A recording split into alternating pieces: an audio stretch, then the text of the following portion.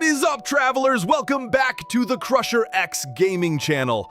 Before we dive into the most anticipated seasonal hero drop of the year, let's get to the important stuff. A massive congratulations to Manga Gamified. You are the winner of the $50 giveaway from last night's video. Please PM me on Discord, link in the description below, to claim your prize. Now, before we start breaking down the Dark Lady, let me hit you with the necessary disclaimer. All of the data, the build guides, the team compositions, and the damage numbers you are about to see were derived from extensive testing on the official test server. This means all coefficients, multipliers, and overall hero performance might be changed before the official release of the Bloodline Aria event. We are working with the best available data, but be aware that the final version on live servers may differ. For months, the community has been speculating about Tiamat, the Dark Lady.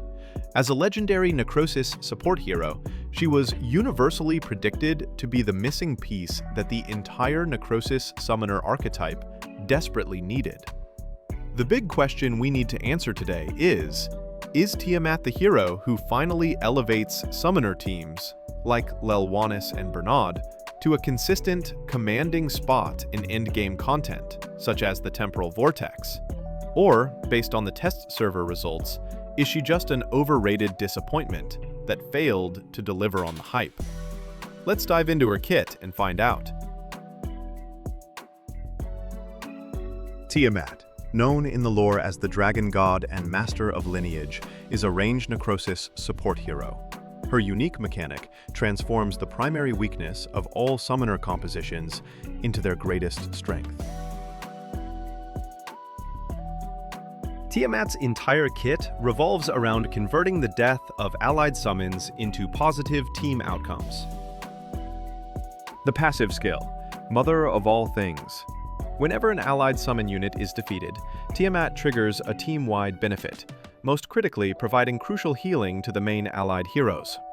This stabilizes summon teams against high AoE damage, allowing them to aggressively trade their disposable units for health security on their core DPS and tank heroes. Battle skill, Dragon God's Retribution. Tiamat attacks 3 random targets twice, dealing necrotic damage and applying an attack penalty for 5 seconds. Ultimate skill, Absolute Rule.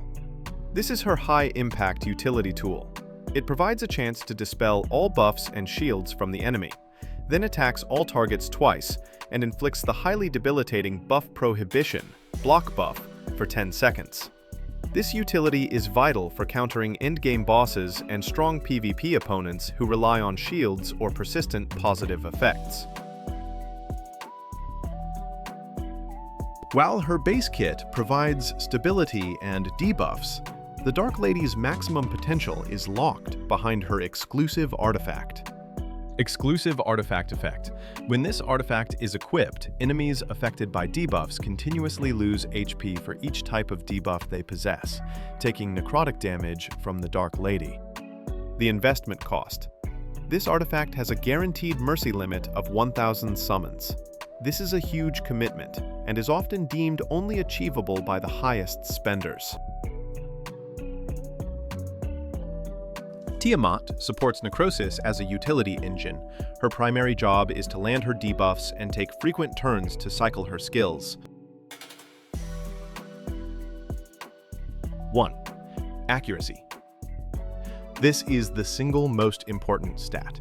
You must ensure sufficient ACC, near capped for content like Grave of Venom 20 or high-tier PvP, to consistently land her buff removal and the crucial block buff debuff. 2. Haste. Essential for reducing all her skill cooldowns. High haste means more frequent debuffs and more consistent team healing from her passive. 3. Survivability. HP %/DF%. As a ranged support, she needs to survive incidental AoE attacks, so slotting HP % and DEF % on gloves, chest, and runes provides necessary stability. Tiamat exists to enable NECROSIS summoners. Core synergy pairings. She must be paired with high-volume summoners, primarily Lelwanis and Bernard. Lelwanis, the premier partner.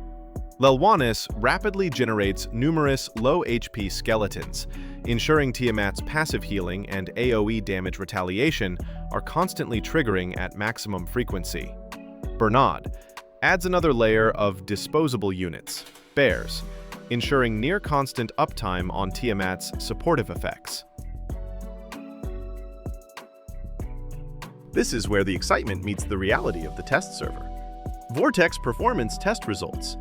We ran several test server scenarios, including comparing Tiamat against a standard wild team setup, and then testing the NECROSIS team with and without her. Versus wild team. Due to the unfortunate lack of high inspiration Ice Blast team to match the summoner's team inspiration level, we had to go with the wild team, which typically competes with Ice Blast for the top Vortex ranks, as our benchmark. It's worth noting that even with our test setup, where Flora was only at Inspiration 3, the wild team still performed exceptionally well and remains the undisputed damage champion. NECROSIS team comparison. Tiamat was an okay hero when slotted into the NECROSIS team with Lelwanis, Bernard, etc. And, as a support hero, other healers performed better. For instance, Tauren delivered up to 4 times Tiamat's total healing output in test runs. The underperformance? However, despite the huge investment and the massive theoretical potential, Tiamat consistently underperformed expectations in high-level Vortex content. 1. Damage done. Even with her exclusive artifact, her AoE damage contribution did not significantly lift the overall NECROSIS team damage output high enough to compete with the top meta DPS heroes. 2. Healing output.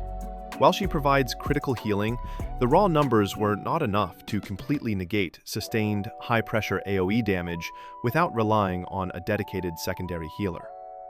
Is Tiamat worth the investment? Based on the test server, the answer is nuanced. Tiamat is undeniably valuable because the buffs and utility she brings to the summoner team are indispensable.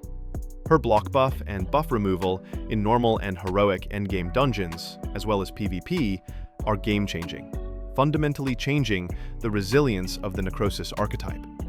She might also be excellent for the Continentals challenge.